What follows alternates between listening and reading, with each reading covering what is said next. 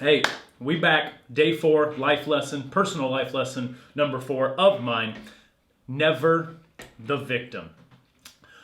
In other words, take responsibility, right?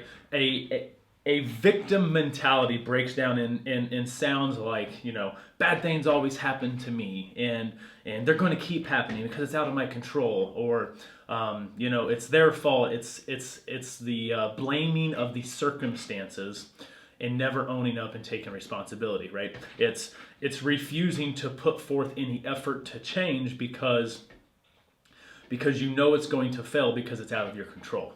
So it's a very negative state to be in that is really, really, really hindering. So now I'm not saying bad things don't happen. Bad things happen. They happen to all of us.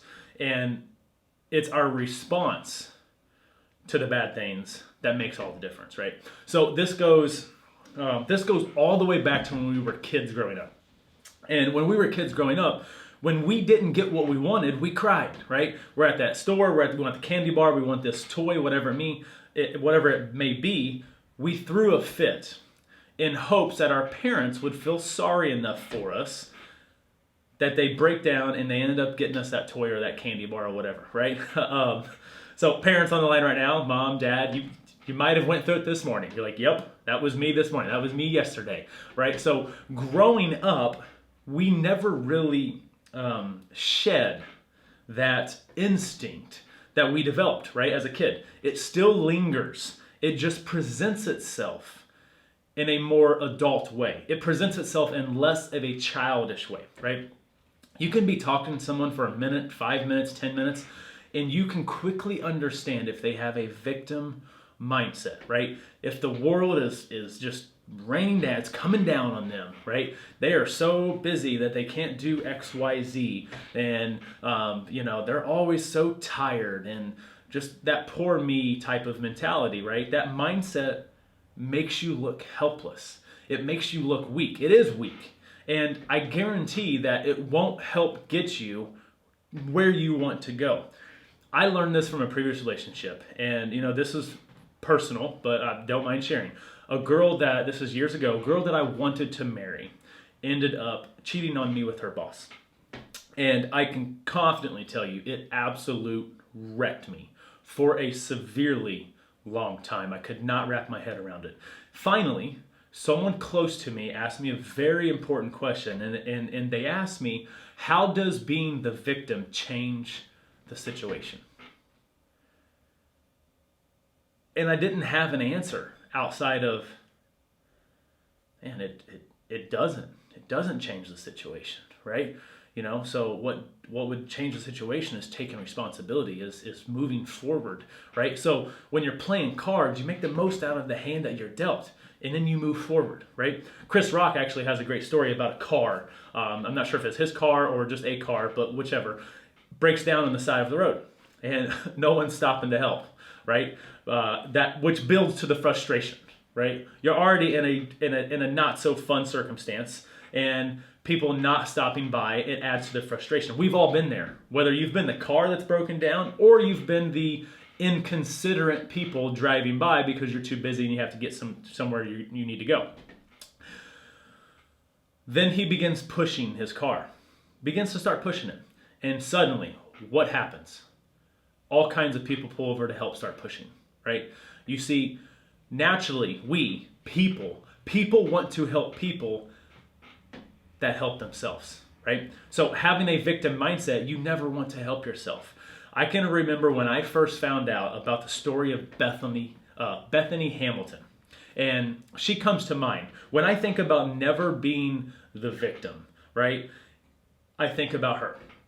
And I'm sure many of you know who Bethany Hamilton is. If you don't, let's maybe quickly review. So Bethany Hamilton, imagine this. At the age of 13 years old, you're surfing. One morning, just like any other morning, right? She surfed every morning. And out of nowhere, a shark bites your arm off. Literally, your entire arm. Like, that's hard. That's unfair. And it's completely understandable, in my eyes, to be a victim in that scenario. I thoroughly believe most of us would have probably never got in the ocean. That would be hard to get back in the ocean, let alone go back to surfing 1 month after the incident, right? Like, that blows my mind. Like, have you ever tried surfing? It's hard. It's hard with 2 arms. Try it with 1. On a pro level, competing against pros that have 2 arms, right? So what she overcame mentally, not being the victim, and having the courage to get back out in the open water is remarkably astonishing. And I oftentimes remind myself of that when my mind starts to slowly want to take the victim road, or if I'm surrounded by those individuals, right? So a quote that comes to mind is Napoleon Hill, and I don't want to get it wrong. Every adversity has the seed of an opportunity. So instead of asking, why me? Why me? Oh, come on, why me? Ask, all right, what am I going to do about it? Right?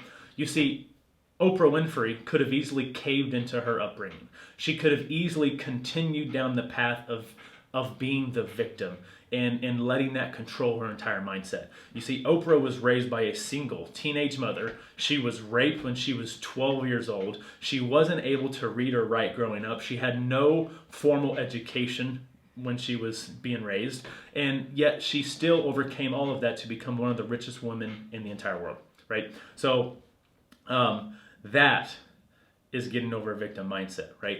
Another example that blows my mind, and we could go on for hours of examples of human beings like overcoming victim mindsets. I mean, there's countless, but I'll close with this one as we wrap up. Jean-Dominique Bauby.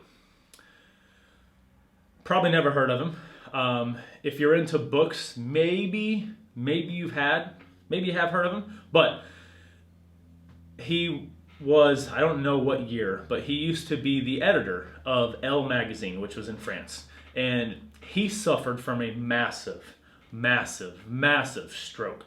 And he lost control of his mouth, his arms, and his legs. They were all paralyzed. Like, mind completely still intact, could see, but he couldn't talk, right? Oh, in fact, one eye was paralyzed as well, right? He could only move one eye on his entire body. And what did he do? He wrote an international bestseller with one eyelash. Like, he blinked. A best-selling book. The name of that book is The Diving Bell and the Butterfly, just by the way. So I close in saying, learn to ask yourself, what am I going to do about this? Instead of, why me? So that's number 4. Life lesson number 4 right there I wanted to share with you guys. See you tomorrow for number 5 as we wrap up this mindset week. All right, see you soon, guys.